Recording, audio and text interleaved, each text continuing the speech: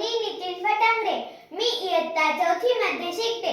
माझ्या शाळेचे नाव जिल्हा परिषद प्राथमिक शाळा वरुडी पठार. बालमित्रांनो, माझ्या भाषणाचा विषय आहे मी नदी बोलते. माझे गाव वरुडी पठार. मी पठार भागात राहते.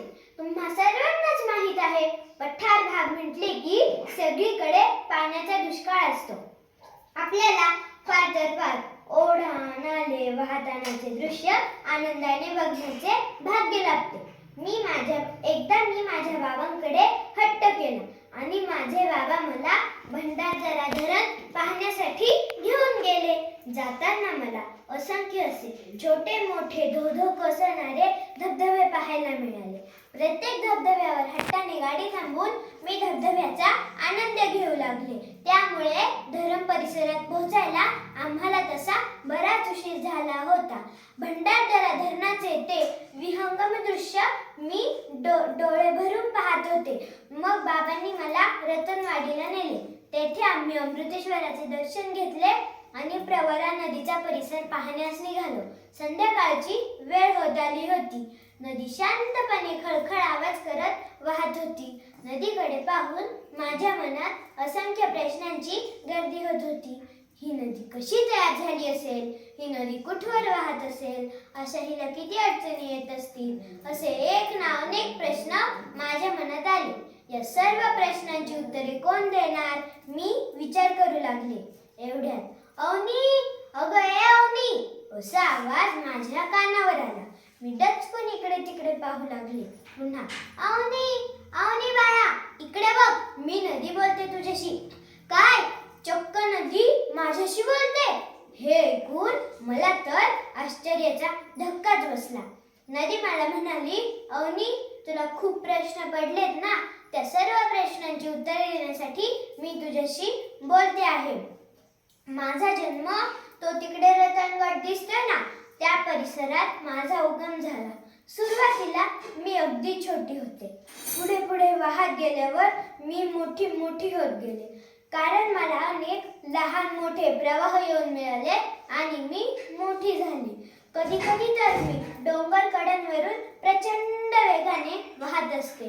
सपाट प्रदेशात संथ गतीने तर उतारावरून वेगाने वाहते.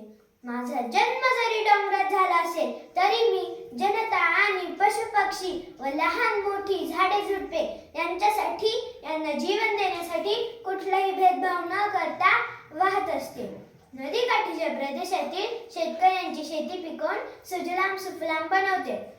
म्हणूनच कवी म्हणतात, नदी बाई माय माझी डोंगरात घर, नदी बाई माय माझी डोंगरात घर, लेकराच्या भल्यासाठी येते भूमीवर, लेकराच्या भल्यासाठी येते भूमीवर, नदी बाई जल साऱ्या तानेला देई, नदी बाई जल साऱ्या तानेला देई, कोणी असो कसा असो भेदभाव नाही, कोणी असो कसा असो भेदभाव नाही. मी तर कारखाने आणि लहान मोठे उद्योगधंदे यांसाठी पाणी पुरवते. मी सर्वांची उपयोगी पडते. अगवनी, पण मला या माणसांचा खूप राग येतो. का बरं? तर नदी मला म्हणाली, आता बघ, या माणसांनी माझ्या पाण्यात गटाराचे पाणी, सांडपाणी, कारखान्यांचे रसायन मिश्रित पाणी सोडून सर्व पाणी दूषित केले आणि तेच पाणी पिऊन अनेक आजारांना आमंत्रण देऊन स्वतःचे आरोग्य धोक्यात आणले. माझ्या पाण्यात मूर्ती विसर्जन, निर्माल्य, प्लास्टिकच्या बाटल्या टाकल्यामुळे घाणीचे साम्राज्य पसरते. एकीकडे मला आई, माता या नावाने संबोधतात, तर दुसरीकडे माझी विटंबना करतात. या घाणीमुळे माझा जीव गुदमरतो. यातून माझी सुटका कोण करणार? असा प्रश्न मला खूप वेळा पडतो. म्हणूनच आज मी तुझ्याशी बोलते आहे. अवनी, मला माहित आहे तू खूप हुशार आणि समजूतदार आहेस. यातून माझी सुटका नक्की करशील. तू माझी व्यथा ऐकलीस, आता तू लोकांचे प्रबोधन कर आणि मला या घाणीच्या विळख्यातून मुक्त कर.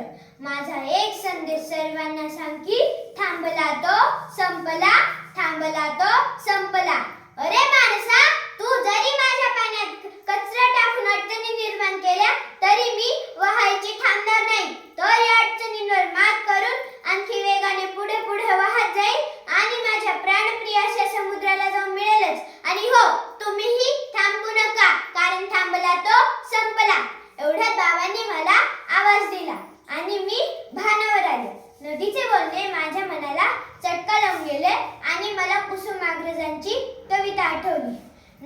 बाई माय माझी निळे निळे पाणी, नदी बाई माय माझी निळे निळे पाणी, मंद लहरीत गाते ममतेची गाणी, मंद लहरीत गाते ममतेची गाणी. शेतमळे मायमुळे येती बहरास, शेतमळे मायमुळे येती बहरास, थाळीमध्ये माझ्या भाजी भाकरीचा घास, थाळीमध्ये माझ्या भाजी भाकरीचा घास. माय संगे थांबू नका पुढे पुढे चला, माय संगे थांबू नका पुढे पुढे चला, थांबलेला पराजय जय चालत्याला, थांबलेला पराजय जय चालत्याला. खरोखरच बालमित्रांनो, आज या ठिकाणी आपण आपली जीवनदायिनी असणारी माय म्हणजेच नदीला आपल्याकडून प्रदूषित होऊ देणार नाही आणि इतरांनाही नदीचे प्रदूषण करू देणार नाही अशी शपथ घेऊया आणि देशातील सर्व नद्यांना प्रदूषण मुक्त करूया.